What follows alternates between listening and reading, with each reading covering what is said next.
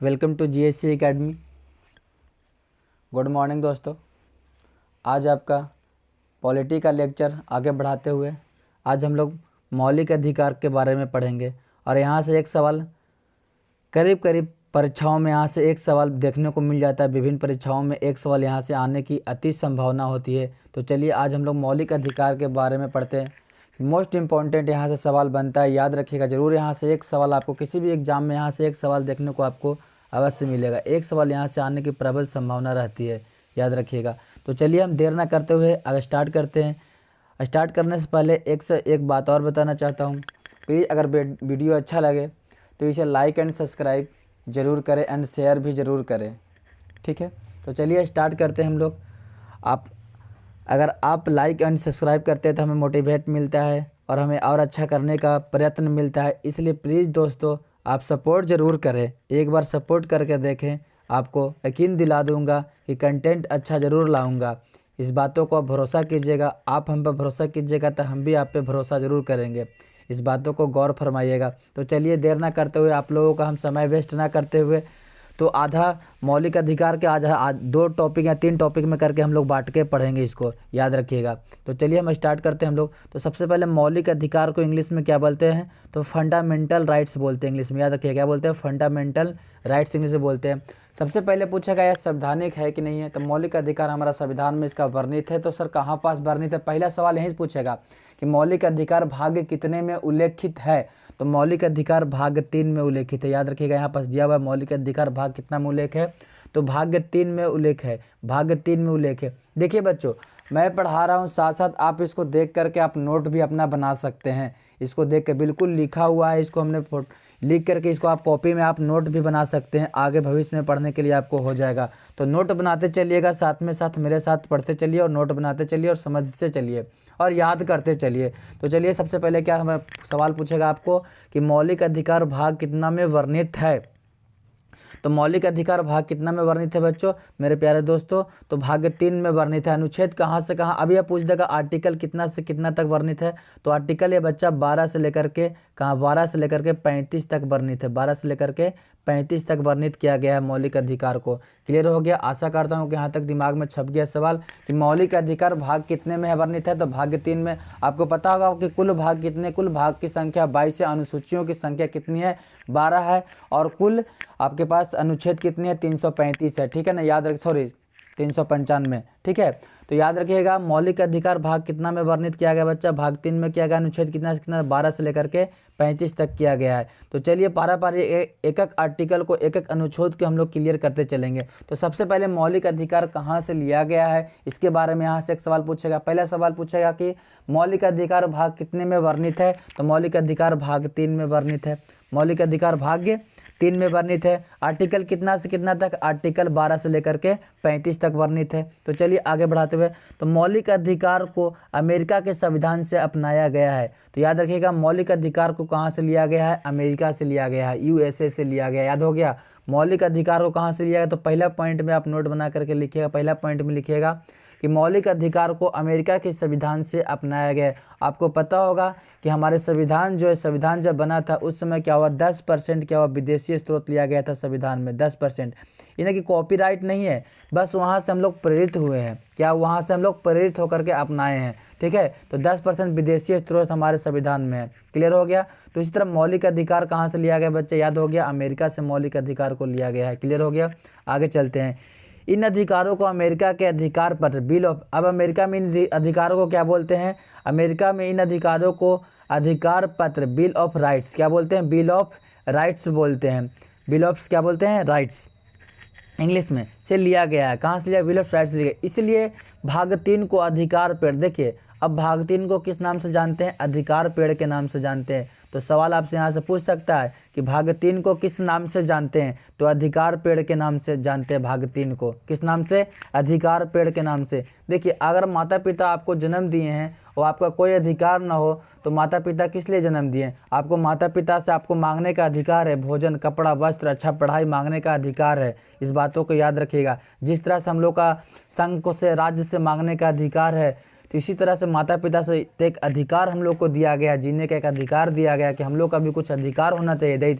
इसलिए भाग 3 को क्या बोला गया है? अधिकार पेड़ के नाम से भी जाना जाता है। याद हो गया, यहाँ तक छप गया दिमाग में बच्चों। आगे बढ़ते हैं हम लोग। इस अधिकार पत्र को, अब इस अधिकार पत्र को कहाँ से अपनाया गया अमेरिका? तो इस अधिकार पत्र को अमेरिका ने कहाँ से अपनाया? ब्रिटेन से। अमेरिका ने कहाँ से अपनाया था बच्चों इसको?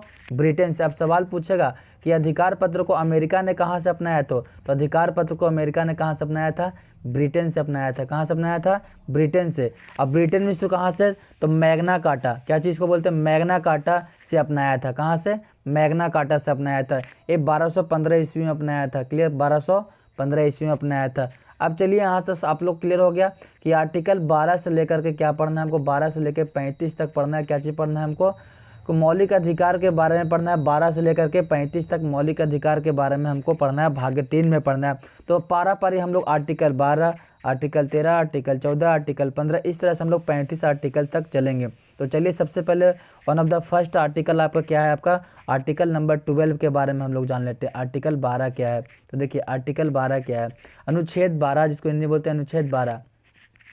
तो अनुच्छेद 12 में मौलिक अधिकार, अनुच्छेद 12 में मौलिक अधिकारों को परिभाषित किया गया है। तो सिंपल सी भाषा में जानिएगा कि आर्टिकल 12 क्या है? तो अनुच्छेद 12 जो है आपका मौलिक अधिकारों का क्या किया गया? मौलिक अधिकारों को परिभाषित किया गया है। क्लियर हो गया कि अनुच्छेद 12 मौलिक अधिकारों को परिभाषित किया गया है। इन अधिकारों के विषय में कहा गया है, अब आगे देखिएगा, इन अधिकारों के विषय में कहा गया है कि ये अधिकार ऐसा अधिकार है। देखिए इस लाइन को काट दीजिएगा, यहाँ से यहाँ इस लाइन को काट दीजिएगा, ठीक है, इस लाइन को आप लोग काट दीजिएगा।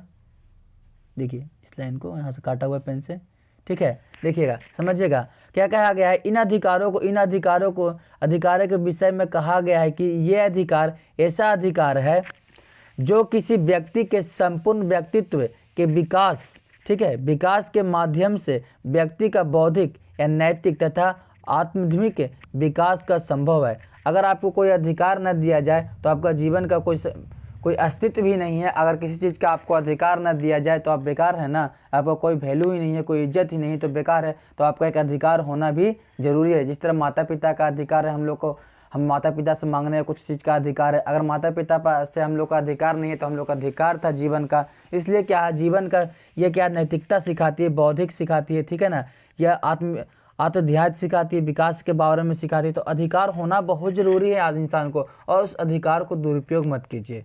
अधिकार आपको अगर मिला है तो उस अधिकार को सदुपयोग कीजिए। अगर माता पिता से कोई चीज़ मांगने का अधिकार आपको है तो उसका सदुपयोग कीजिए, दुरुपयोग कभी मत कीजिए। इस बातों को ध्यान दीजिएगा बच्चों। अगर वीडियो अच्छे लग रहे हैं तो प्लीज़ लाइक एंड शेयर जरूर करें। चलिए अब आर्टिकल 13 हम लोग देखते हैं। आर्टिकल 13 क्या कहता है? तो ध्यान दीजिएगा आर्टिकल 13 क्या? अनुच्छेद 13 में कहा गया है कि यदि विधानसभा, संसद अथवा विधानमंडल कोई ऐसा कानून बनाए जो नागरिकों के मौलिक अधिकारों के विरुद्ध हो। अब देखिए क्या कह रहा है आर्टिकल 13, क्या कह रहा है? विधायी का मतलब संसद अथवा विधानमंडल कोई ऐसा कानून बनाए जो नागरिकों को मौलिक अधिकार के विरुद्ध हो, मतलब हम लोगों के मौलिक अधिकार के जो विरुद्ध हो, वैसी परिस्थिति में न्यायपालिका उस कानून का पुनर्विलोकन या संवैधानिकता की जांच कर सकती है। यहाँ न्यायपालिका, अब देखिए न्यायपालिका के मतलब क्या होता है सर, समझिएगा। न्यायपालिका का प्रभाव क्या है? सर्वोच्च अथवा उच्च न्यायालय। क्या? सर्वोच्च न्यायालय या तो उच्च न्यायालय न्यायपालिका के यहाँ अर्थ हुआ, ठीक है। इस शक्ति को न्यायिक पुनर्विलोकन, ठीक है ना, कहा जाता है। क्या बोलते हैं? न्यायिक पुनर्विलोकन। अगर किसी तरह के हम लोग का मौलिक अधिकार के विरुद्ध कोई कानून बनाया जाता है तो सुप्रीम कोर्ट या हाई कोर्ट, सुप्रीम कोर्ट या हाई कोर्ट इस पर फिर से क्या करेगा? न्यायिक पुनर्विलोकन करेगा। इस बातों को गौर फरमाइएगा। सवाल पूछ सकती है किस आर्टिकल में यह वर्णित है कि अगर विधायिका या विधानमंडल कोई कानून बनाए और नागरिक के विरुद्ध हो, क्या हो? नागरिक को विरुद्ध हो, तो कौन जांच करेगा? सुप्रीम कोर्ट या हाई कोर्ट इसको क्या करेगा? मतलब जांच कर सकता है। चलिएगा आगे चलिएगा, नेक्स्ट में चलिएगा। अब कहता है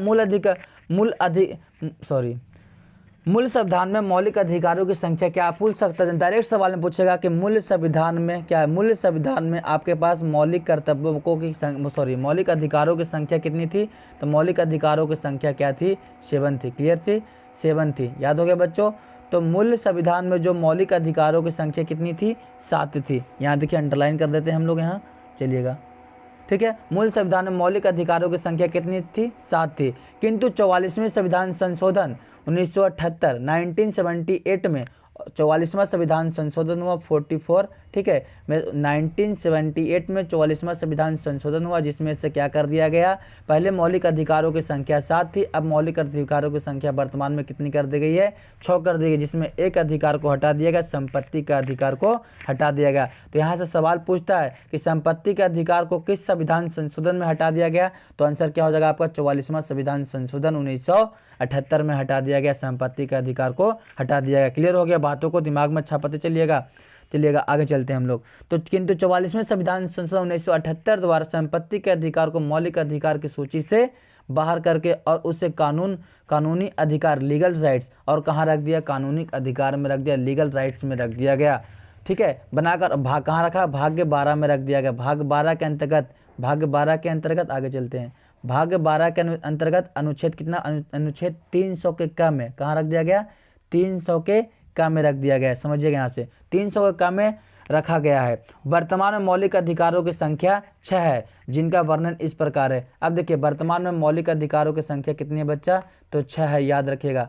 वर्तमान में मौलिक अधिकारों की संख्या कितनी है, 6 है। इससे वर्तमान में मूल संविधान में कितने थे, मूल संविधान में 7 थे। फिर से समझिएगा कि मूल संविधान में मौलिक अधिकारों की संख्या कितनी थी, तो मूल अधिकार फिर से एक बार मैं रिपीट कर देना चाहता हूँ कि मूल संविधान में मौलिक अधिकारों की संख्या कितनी थी, मूल संविधान में मौलिक अधिकारों की संख्या कितनी है, मूल संविधान में वर्तमान में कितनी है, 6 है। किसको हटाया गया है, तो संपत्ति को अधिकार को हटा दिया गया है। संपत्ति को अधिकारों क्या कर दिया गया है, हटा दिया। कहाँ रख दिया गया है, विधिक अधिकार में रख दिया गया है, कानूनी अधिकार में रख दिया। इसको इंग्लिश बोलते हैं लीगल राइट्स बोलते हैं। क्या बोलते हैं, लीगल राइट्स में रख दिया गया है। ठीक है ना। और भाग कितना में रखा गया है, तो भाग 12 में रखा गया। भाग 12 में वो आर्टिकल कितना में रखा गया, आर्टिकल रखा गया 300 के क में रखा गया। कहाँ रखा गया है, 300 के क में रखा गया है। यहाँ तक दिमाग में छप गया होगा। तो चलिए हम लोग आगे बढ़ते हैं, नेक्स्ट सवाल की ओर चलते हैं, नेक्स्ट टॉपिक की ओर चलते हैं। मौलिक अधिकार जो 6 थे वो 6 कौन कौन है, ध्यान दीजिएगा। तो सबसे पहले है क्या है, समता का अधिकार। क्या है, समता का अधिकार। आर्टिकल कितना से कितना तक, आर्टिकल 14 से लेकर के 18 तक। Right to equality, right to equality. Most important पूछता है समता का अधिकार अनुच्छेद कितना से कितना तक है, तो आर्टिकल 14 से लेकर के आर्टिकल 18 तक। हम लोग 12 पढ़ लिए, उधर हम लोग 13 पढ़ लिए। 12 में क्या था कि मौलिक अधिकार के बारे में वर्णन था, 12 में क्या था, मौलिक अधिकार का वर्णन किया गया था। और 13 में क्या था बच्चा, कि विधायिका या संसद या विधानमंडल कोई ऐसा कानून बनाए जो नागरिकों के विरुद्ध हो। क्या हो, नागरिकों को विरुद्ध हो, तो हाईकोर्ट या सुप्रीम कोर्ट न्यायपालिका क्या करेगा, उसको न्यायिक पुनर्वलोकन करेगा। ठीक है, अगर नागरिक के विरुद्ध रहेगा तो उसको क्या कर देगा, उसको खारिज कर देगा। ठीक है, तो समझ में आ गया। तो आर्टिकल आपको क्या कहता है, आर्टिकल आपको समानता का अधिकार हो गया, क्लियर हो गया। ये समानता का आपका अधिकार क्या क्या, आर्टिकल 14 से लेकर के 18 तक हो गया, पहला मौलिक अधिकार। दूसरा मौलिक अधिकार क्या हो गया बच्चा, स्वतंत्रता का अधिकार। ठीक है, right to freedom, right to freedom. Article कहाँ से कहाँ तक, आर्टिकल 19 से 22। डायरेक्ट सवाल पूछेगी यहीं से, आपको ज़्यादा विशेष नहीं, यहीं से सवाल पूछेगा कि स्वतंत्रता का अधिकार अनुच्छेद कितना से कितना तक वर्णित है, तो आर्टिकल 19 से लेकर के आर्टिकल 22 तक वर्णित है। इंग्लिश क्या बोलते हैं, राइट टू फ्रीडम। आगे चलते हैं। तीसरा मौलिक अधिकार क्या है, शोषण के विरुद्ध है, शोषण के विरुद्ध अधिकार। आर्टिकल 23 से लेकर के आर्टिकल 24 तक, आर्टिकल 23 से लेकर के आर्टिकल 24 तक। Right against to exploitation. ठीक है, तो शोषण के विरुद्ध अधिकार आर्टिकल कितना से कितना तक, 23 से लेकर के 24 तक। तीसरा मौलिक अधिकार। चौथा हम लोग आते हैं, चौथा क्या है, इंपॉर्टेंट है, तुम याद रखिएगा। ठीक है ना, धार्मिक स्वतंत्रता का अधिकार, धार्मिक स्वतंत्रता का अधिकार। ठीक है, धार्मिक स्वतंत्रता का अधिकार। इसको इंग्लिश में क्या बोलते हैं बच्चों, तो इंग्लिश में बोलते हैं क्या इसको, right to freedom to religious. ठीक है, स्वतंत्रता, धार्मिक स्वतंत्रता का अधिकार आर्टिकल 25 से लेकर के आर्टिकल कहाँ तक, आर्टिकल 25 से लेकर के आर्टिकल 28 तक। मोस्ट इंपॉर्टेंट है कि धार्मिक स्वतंत्रता का अधिकार आर्टिकल कितना से कितना तक वर्णित है, तो 25 से 28 तक वर्णित है। याद होगी आशा करता हूँ। आगे चलते हैं। पांचवा क्या है बच्चा, तो सांस्कृतिक एवं शिक्षा का अधिकार। सांस्कृतिक एवं शिक्षा का अधिकार, सांस्कृतिक एवं शिक्षा का अधिकार कहाँ से कहाँ तक, 29 से लेकर के 30 तक वर्णित है बच्चों। अगला आखिरी लास्ट क्या है, छठा क्या है, संवैधानिक उपचारों का अधिकार। संवैधानिक उपचारों का अधिकार आर्टिकल 32 में। अगर आर्टिकल संवैधानिक उपचारों का प्रश्न क्या, अगर आपका मौलिक अधिकारों का हनन किया जा रहा है या तो आप कहाँ जा सकते हैं, याचिका। इसके तहत 5 प्रकार की रिट जारी होती है बच्चों। हम लोग एक एक को पारा पारी समझेंगे जरूर, लेकिन बता दे रहा हूँ। तो 32 के तहत हम लोग क्या करते हैं याचिका दर्ज करते या सुप्रीम कोर्ट में या तो हाई कोर्ट में। तो याद हो गया आर्टिकल 32 में क्या है, संवैधानिक उपचारों का प्रावधान किया गया। 6 के बारे में हम लोग जान लिए हैं, एक बार फिर से देख लेते हैं। समता का अधिकार, स्वतंत्रता का अधिकार, शोषण के विरुद्ध, धार्मिक स्वतंत्रता और सांस्कृतिक एवं शिक्षा का अधिकार, और छठा संवैधानिक उपचारों का अधिकार। तो चलिए अब पारा पार एक एक करके पढ़ते हैं। थोड़ा सा नोट में यहाँ देख लीजिएगा, नोट में कुछ लिखा हुआ है, इसको नोट को तो एक बार समझ लीजिएगा। नोट में क्या लिखा हुआ है समझिएगा ध्यान से। नोट, अनुच्छेद 31 में संपत्ति के अधिकार का उल्लेख था। कहाँ था, जो संपत्ति के अधिकार को हम लोग क्या करते हैं, मौलिक अधिकार से हम लोग क्या कर दिए, निकाल दिए। तो सवाल पूछेगा कि मौलिक अधिकार में संपत्ति का अधिकार किस अनुच्छेद में वर्णित था, तो आर्टिकल 31 में वर्णित था। आर्टिकल 31 में जो 7वां मौलिक अधिकार को हम लोग क्या कर दिए, हटा दिया। जो 44वां संविधान संशोधन में क्या कर दिया गया, उसको हटा दिया गया। जो कहाँ रख दिया, विधि के अधिकार में रख दिया गया। आर्टिकल 300 के क्या में रख दिया गया और भाग 12 में रख दिया गया है। क्लियर हो गया यहाँ तक। परंतु संपत्ति के अधिकार को कानूनी अधिकार बनाने परंतु संपत्ति के अधिकार को कानूनी अधिकार बने जाने के बाद अनुच्छेद 31 को निरस्त अथवा विरोधित समाप्त कर दिया गया है। ठीक है, आप चलिए पारा पारी हम लोग समझते हैं, आगे चलते हैं। अब पारा पारी समझते हैं हम लोग। क्या, समता का अधिकार, पहला अधिकार क्या है, समता का अधिकार, राइट टू इक्वालिटी। आर्टिकल कहाँ से कहाँ तक बचा, तो आर्टिकल 14 से लेकर के आर्टिकल 18 तक है। अभी आप लोग को हम समझाएं आर्टिकल 14 से लेकर आर्टिकल 18 तक। तो आज हम लोग समता का अधिकार क्लियर कर लेते हैं। ठीक है, तो समता का अधिकार में पहला क्या आर्टिकल, क्या आर्टिकल 14 देखिएगा, ध्यान दीजिएगा। आर्टिकल 14, ठीक है। तो कहता है अनुच्छेद 14 क्या कहता है, विधि या कानून के समझ समानता का प्रावधान। इसका अर्थ समानता का प्रावधान मतलब विधि, मतलब जो विधि है, जो सरकार है, सरकार के या कानून के सामने क्या सब समान है, सभी लोग क्या है, समान है। अब इसका अर्थ समझिएगा, इसका अर्थ क्या होता है, ध्यान दीजिएगा। इसका अर्थ क्या होता है कि इसका अर्थ यह है इसका कि कानून या विधि के सामने सब कोई समान है, अथवा साथ ही साथ सब पर विधि या कानून का समान संरक्षण होगा। क्लियर हो गया। अब आर्टिकल 15 चलिएगा। आर्टिकल 15 में क्या कहता है, आर्टिकल 15 धर्म या मूल वंश, जाति, लिंग अथवा जन्म स्थान के आधार पर भेदभाव नहीं किया जाएगा। मतलब आर्टिकल 15 क्या कहता है कि धर्म या किसी का वंश या जाति या लिंग या स्त्री या पुरुष या जन्म के स्थान पर अगर भेदभाव करता है तो उसके तहत आर्टिकल 15 के तहत उसको क्या होगा, याचिका दर्ज होगा, उस पर केस दर्ज होगा। तो आर्टिकल 15 आपको आशा करता हूँ कि क्लियर हो गया कि आर्टिकल 15 सीधे याद रखिएगा कि धर्म, मूल वंश, जाति, लिंग अथवा जन्म स्थान के आधार पर भेदभाव का अंत किया गया है। तो ऐसे में पढ़ना आर्टिकल 15 के 3 पढ़ना है। इसके तहत कोई भी राज्य सरकार को अपने राज्य के निवासियों के लिए भाषा या निवास के आधार पर विशेष छूट का प्रावधान नहीं किया गया। ठीक है, भाषा या निवास के स्थान पर राज्य सरकार क्या करेगा, विशेष छूट का प्रावधान नहीं कर सकता है। तो आर्टिकल 16 चलते हैं। आर्टिकल 16 क्या कहता है, तो अनुच्छेद 16 क्या कहता है, लोक नियोजन अथवा सरकारी सेवाओं, लोक नियोजन अर्थात सरकारी सेवाओं में समान अवसर प्रावधान। मतलब कि किसी भी सरकारी सेवाओं हो या लोक नियोजन हो, ठीक है ना, सभी को समान प्रावधान दिया गया है। इसका अर्थ देखिए, इसका अर्थ क्या कहता है कि सरकारी सेवाओं में समान अवसर प्राप्त होगा सभी को। ठीक है, इसमें कोई भेदभाव नहीं होगा। अब आर्टिकल 16 का 4 देखिएगा। आर्टिकल 16 के 4 में क्या करता है, अन्य पिछड़ा वर्ग को मतलब ओबीसी को आरक्षण दिया गया। आर्टिकल 16 के 4 में क्या गया, ओबीसी को क्या किया गया, आरक्षण दिया गया। तो आज का लेक्चर यहाँ तक रहते हैं। आर्टिकल 17, 18, ठीक है, कल पढ़ेंगे हम लोग। तो आप वीडियो में कमेंट सेक्शन में ज़रूर बताएं आपको लेक्चर कैसा लगा। अगर लेक्चर अच्छा लगा तो प्लीज़ दोस्तों आपसे नम्र निवेदन है कि वीडियो को लाइक एंड शेयर ज़रूर करें, और जो चैनल पर नए हैं वो चैनल को सब्सक्राइब करना ना भूलें। तो वीडियो देखने के लिए धन्यवाद। All the best, thank you.